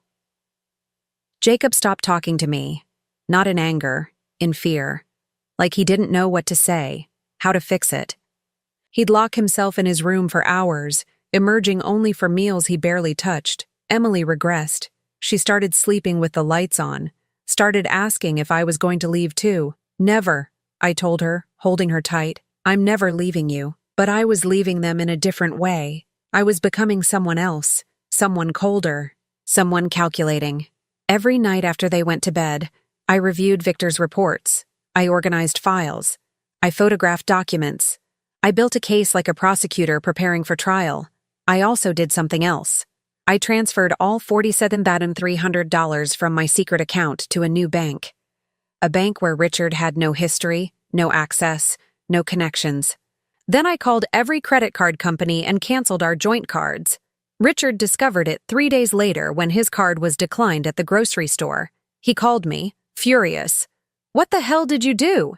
"I protected my assets," I said calmly. "If you need money, ask Melissa. Or your mother." He hung up. I smiled. First time I'd smiled in 2 weeks. But the loneliness was suffocating. I couldn't tell my neighbors. Couldn't post about it on social media. Couldn't even fully explain to Jacob and Emily why their father wasn't coming home. I was alone with the truth. And the truth was eating me alive. On day 9, Diana came over with wine and Chinese takeout. "You look terrible," she said bluntly. "Thanks. I mean it, Linda. You've lost weight. You're not sleeping. The kids are terrified. You need to actually deal with this instead of just investigating it." She was right. I'd been so focused on gathering evidence that I'd forgotten to feel, to process, to grieve. That night, after Diana left, I stood in my bedroom staring at our wedding photo on the wall. The silver frame, the young woman in white who'd believed in forever. I didn't take it down. I just turned it around to face the wall. On day 11, Richard called with news that made my blood run cold. "My mother and I want to have dinner with you Friday night. There are things we need to discuss. Arrangements. For everyone's sake." "What kind of arrangements?" "Just come to dinner, Linda. Capelli's, 7 p.m. Please." I hung up and immediately called Victor. "They're planning something," I told him. "Patricia, Richard. And I'm betting Melissa will be there too." Victor was quiet for a moment. "Do you want me to have someone there, recording?" "No. I want to go. I want to see what they're planning." I paused. "But I want to go prepared. What do you need?" "Everything. The full report. Printed. Every crime documented. Every lie cataloged. I want to walk into that restaurant with a loaded gun." "Metaphorically speaking," Victor added quickly. "Of course," I said. But in my head, I was already planning the confrontation. The next 3 days, I prepared like a general preparing for battle. I rehearsed what I'd say, how I'd stay calm, how I'd destroy them with facts instead of emotions. I also did something else. I went to see a divorce attorney, Margaret Reeves, recommended by Rachel. Margaret was 60, sharp as a knife, with a reputation for taking cheating husbands to the cleaners. "Mrs. Hayes," she said, after reviewing my documentation, "this is the most thorough evidence package I've seen in 20 years. If you want custody, the house, and maximum alimony, you'll get it, especially with the fraud charges." "I want it all," I said. "Every single thing he tried to take from me." Margaret smiled. It wasn't a kind smile. "Then let's get started." Friday came too fast and not fast enough. I dressed carefully. Black dress. Pearl earrings. A gift from my mother before she died. I looked in the mirror and barely recognized myself. The woman staring back wasn't the wife who'd made marmitas and chocolate cake. She was someone harder. Someone who'd learned that nice women finish last. I arrived at Capelli's exactly at 7 p.m. Richard was already there. Patricia sat beside him, looking smug. And across from them, holding Richard's hand on top of the table like a victory flag, was Melissa Costa. Dark hair, red lipstick, the diamond necklace I'd seen in photos, the one that $850 necklace Richard bought while I got $200 earrings for our anniversary. They wanted me to see them together. Wanted me to know I'd been replaced. I sat down, placed my purse on the table, and smiled. "Hello, Melissa. Nice to finally meet the woman who's been spending my money for 7 years." Her smile faltered. Patricia leaned forward. "Linda, we're here to discuss a civilized solution." "A solution? Is that what we're calling it?" I opened my purse and pulled out a folder. "Because I have a different word for it." I placed the first document on the table. Brandon's forged birth certificate. Federal fraud, 5 years minimum. Second document, bank statements showing the transfers. Embezzlement of marital assets. In Colorado, that's grounds for criminal charges. Third document, the loan Patricia co-signed.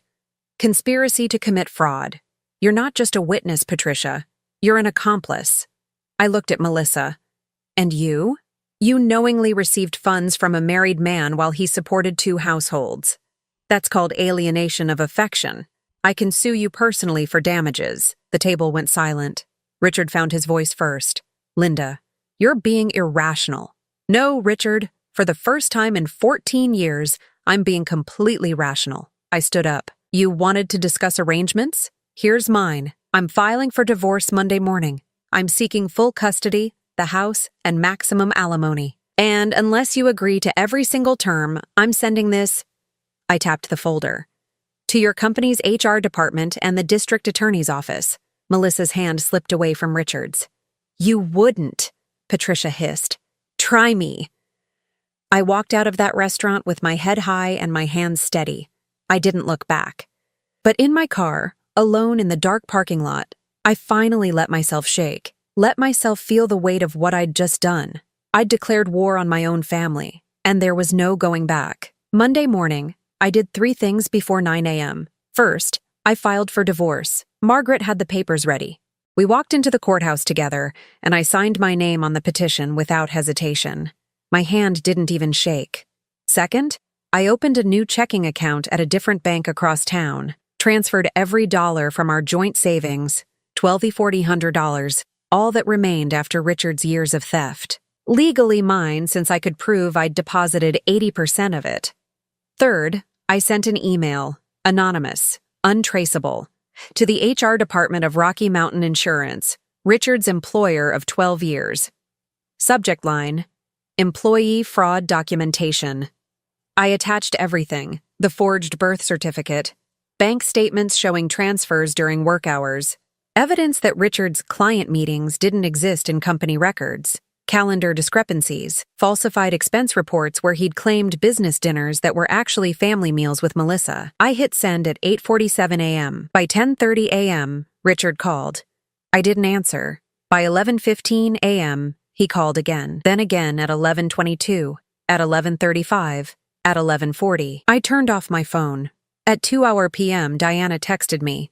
Richard just showed up at my office. Says you're destroying his life. Says you've gone crazy.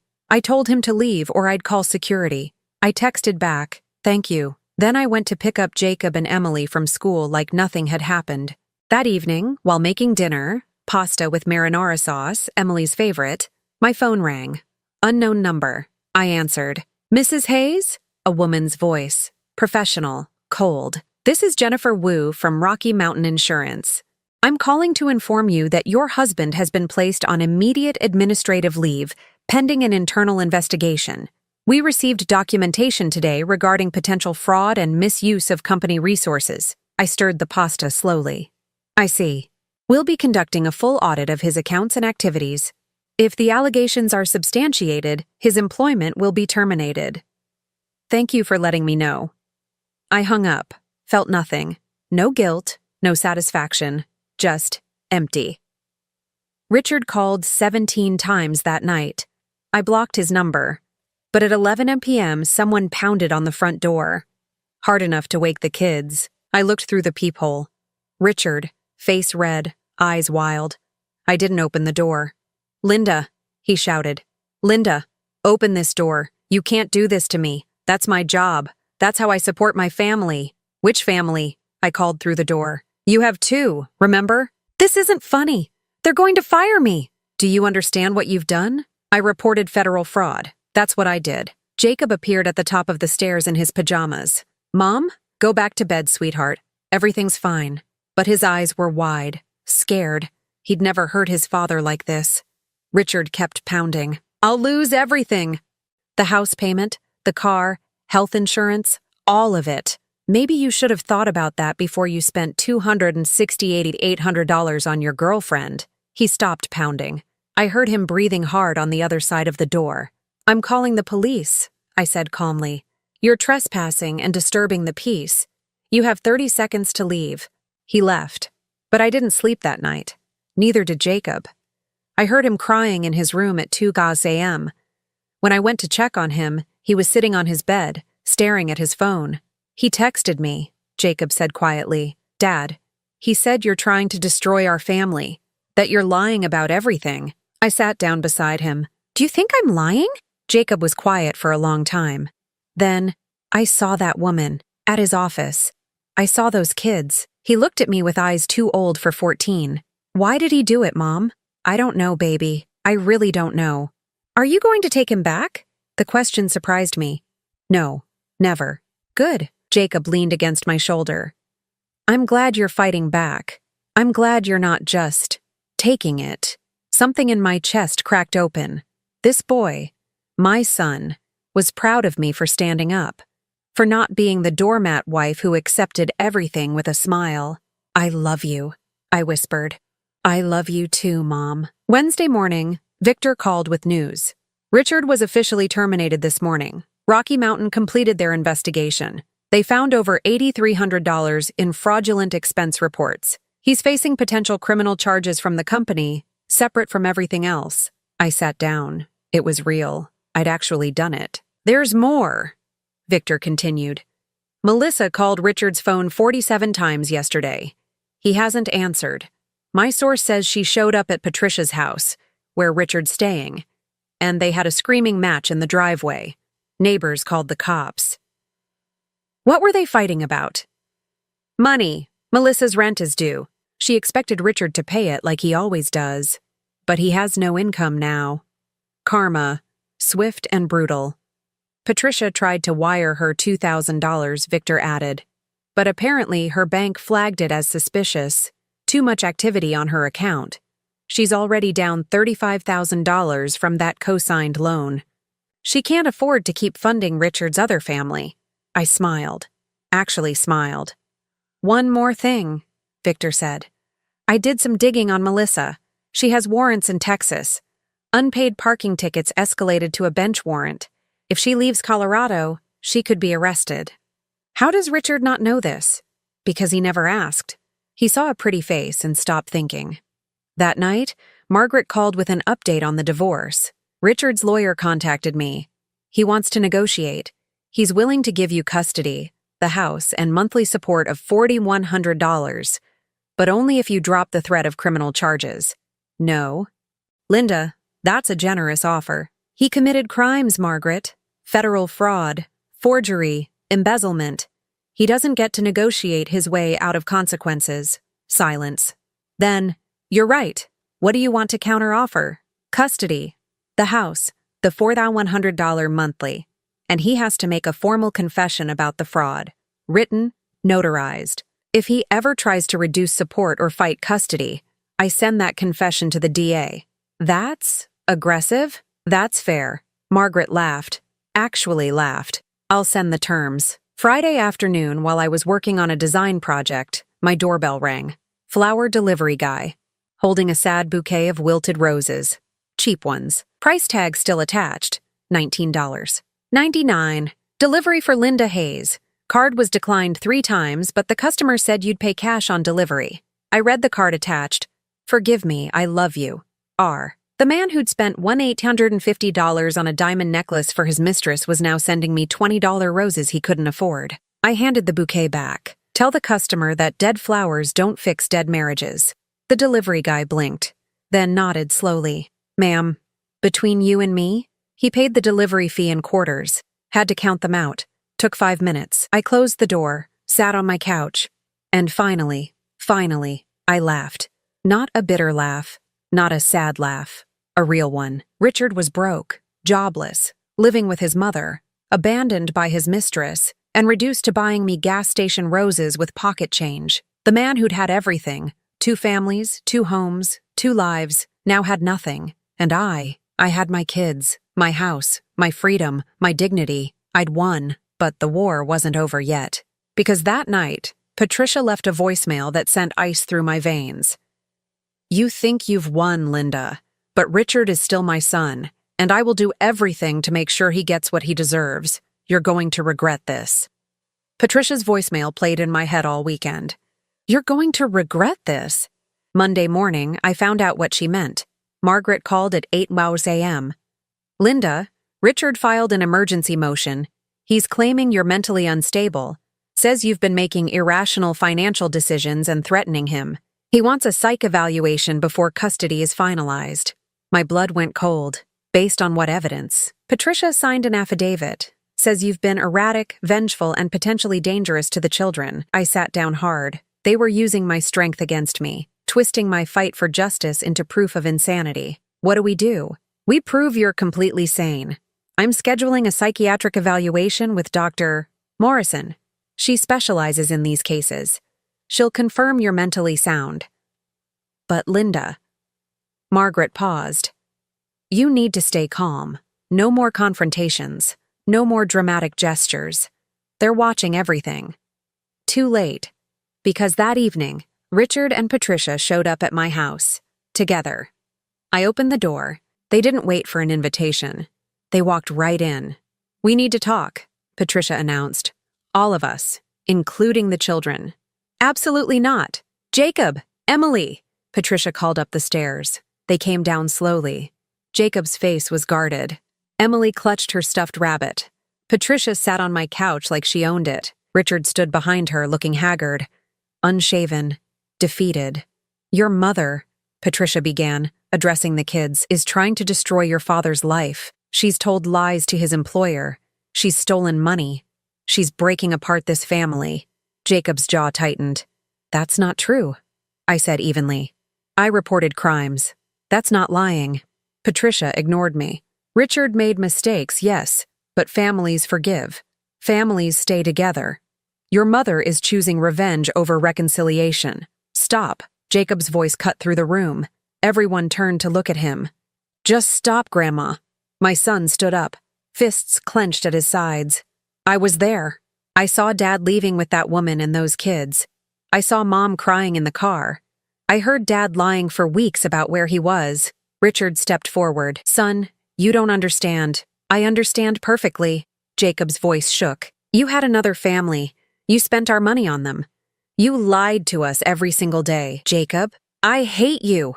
The words exploded out of him. I hate what you did. I hate that you're trying to make Mom look crazy when she's the only one telling the truth. He shoved past Richard, running upstairs. His bedroom door slammed so hard the wedding photo frame on the wall rattled, the one still facing backward. Emily started crying, silent tears streaming down her face. Richard moved toward the stairs. I need to talk to him. I stepped between them. Don't you dare. He's my son. Then you should have thought about that before you created a second family. Patricia stood up. This is exactly what I'm talking about. You're poisoning them against their father. You're emotionally abusing them with your bitterness. Something in me snapped. I walked to my laptop, opened it, connected it to the TV. You want to talk about the truth? Let's talk about the truth. I pulled up the files, every photo, every bank statement, every message.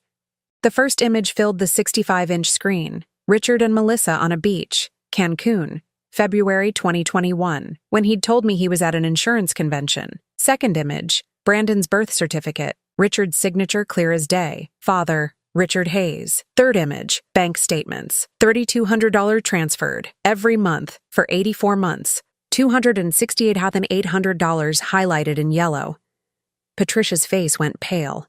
Fourth image, I continued coldly. The loan you co-signed, $35,000, for Melissa Costa's apartment. You didn't just know about the affair, Patricia. You financed it. Richard's mother opened her mouth. Nothing came out. I clicked to the next image, a text message thread, blown up. Patricia's number at the top. Patricia to Richard. Linda's getting suspicious. You need to be more careful. I'll cover for you this weekend. Richard to Patricia. Thanks, Mom. I don't know what I'd do without you. Patricia to Richard. That's what family is for. Melissa needs you. Those children need their father. Jacob had come back downstairs. He stood on the bottom step staring at the screen. Grandma? His voice was small, broken. You helped him? Patricia turned to him. Jacob, sweetheart, you have to understand. Get out! Jacob screamed. Both of you! Get out of our house! Richard tried to approach him. Jacob shoved him. Hard. Richard stumbled backward. Son, please. I'm not your son anymore. Jacob's face was red, tears streaming. You made that choice when you picked them over us. Patricia grabbed her purse. This isn't over, Linda. We'll see you in court. And when the judge sees how you've manipulated these children, the judge will see the evidence, I said quietly. All of it, including your confession texts. She froze. That's right. Those messages? Proof of conspiracy. Proof you knowingly helped Richard commit fraud. Margaret already filed them with the court. Patricia's hand trembled on the doorknob. Richard found his voice. Linda, please, I know I destroyed everything, but don't let our kids grow up hating me. Don't do this. I looked at the man I'd loved for 14 years, the man who'd given me 2 beautiful children, the man who'd systematically betrayed everything we'd built. I'm not doing this, Richard. You did, 7 years ago. You just didn't think you'd ever have to face consequences. They left. Patricia slammed the door so hard a framed photo fell off the wall. Glass shattered across the hardwood floor. Nobody moved to clean it up. Jacob collapsed on the stairs, sobbing. Emily ran to me, buried her face in my stomach. I held them both. My babies.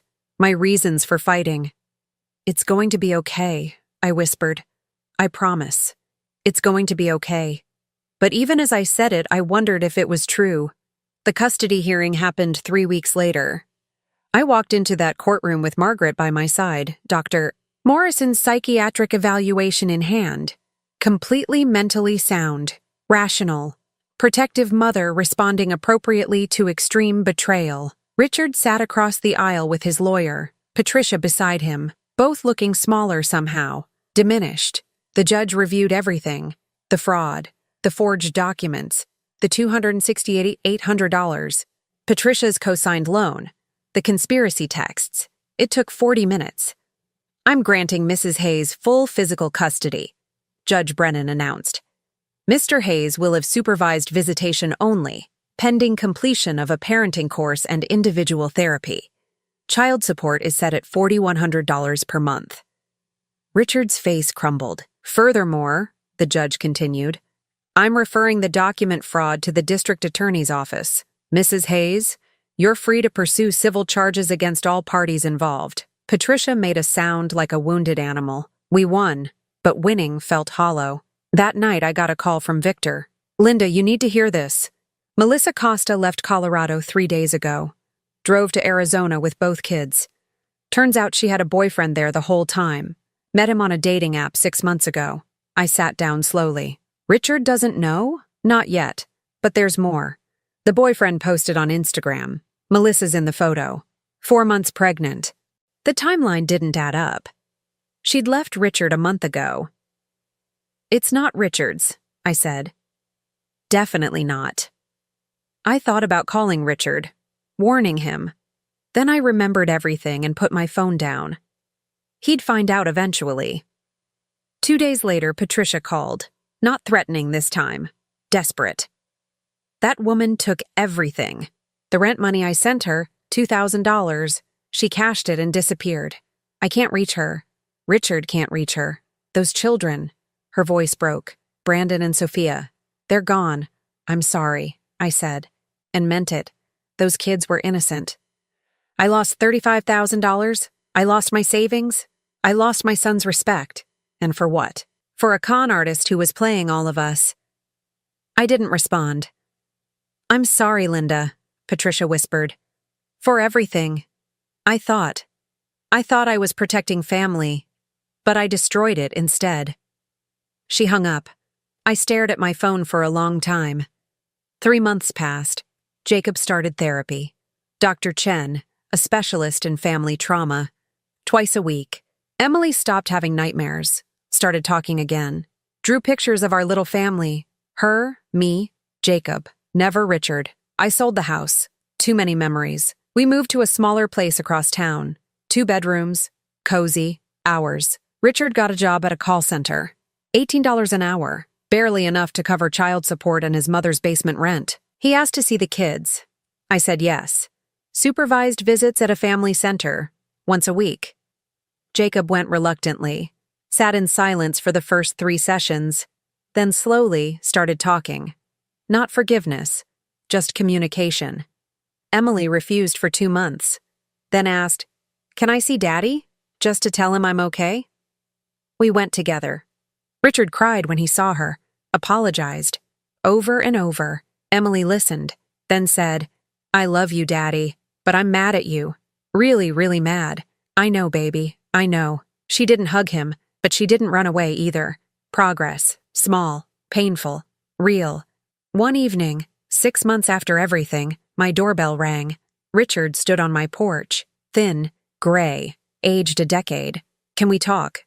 Just 5 minutes. I let him in. We sat at my kitchen table, the same table where I'd planned his downfall. I joined a group, he said quietly, for people who've destroyed their families. It's helping. A little. I nodded. Jacob told me you're doing well. The design business is growing. You hired an assistant. I did. I'm glad. He looked at his hands. I know I have no right to ask this, but is there any chance someday that you could forgive me? Not take me back. Just forgive. I thought about it. Really thought. I don't know, Richard. Maybe someday, but not today. He nodded, stood to leave. Richard? He turned. Keep going to that group. Keep trying with the kids. They need to see you want to change. Not for me, for them. I will, I promise. After he left, I walked to my bedroom. The wedding photo was still there, still turned to face the wall. I reached for it, hesitated, left it, not ready to look at it yet. Maybe never would be, but I didn't throw it away either. Jacob found me standing there. You okay, Mom? Yeah, baby, I'm okay. He hugged me. Tall now, almost my height. I'm proud of you. For fighting back. For protecting us. Those words meant more than any custody ruling. That night, I sat on my couch in my new living room. Smaller space. Simpler life. Mine. My phone buzzed. Message from Margaret. FYI, DA declined to prosecute Richard. Not enough evidence for criminal conviction. But civil case is strong if you want to pursue Patricia for the $35K. I typed back, let it go. She's lost enough. Mercy. Maybe that was its own kind of victory. I opened Instagram out of curiosity. Searched Melissa Costa. Her profile was public. Latest post. Photo of her with a tattooed man. His hand on her pregnant belly. Caption. New life, new love, new blessings. Fresh start, sure blessed. I showed Jacob. He stared at it. She moved on that fast? Some people don't learn, honey. They just find new victims. He was quiet. Then, Dad texted me today. Said he's sorry. Said he loves us. What did you say? I said I love him too, but I'm still really angry. That's fair. Is it okay to love someone and be mad at them at the same time? I pulled him close. Yes, baby. That's exactly how healing works. Months turned into a year. Richard never missed a child support payment, kept going to therapy, kept showing up for supervised visits. Jacob slowly, painfully slowly, started letting him back in. Conversations lasted longer. Silences felt less hostile. Emily drew a picture. 4 stick figures. Her, me, Jacob. And off to the side, smaller, separate. Richard. Caption. My family and Dad. Progress. Patricia sent a card on my birthday. No money. Just words. Thank you for giving him another chance with the kids. I know I don't deserve your kindness. I didn't respond. But I didn't throw it away either.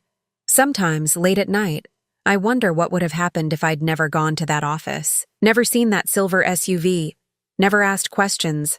Would I still be making marmitas, pretending to be happy? Probably. And that terrifies me more than anything, because I almost lost myself trying to be enough for someone who was never satisfied. Now, I'm enough for me, for my kids, for this life we're rebuilding. Is there forgiveness ahead? Reconciliation? A healed family? I don't know. The wedding photo still faces the wall. Some days I think about turning it around. Most days I don't. And that's okay. Because I finally learned the most important lesson.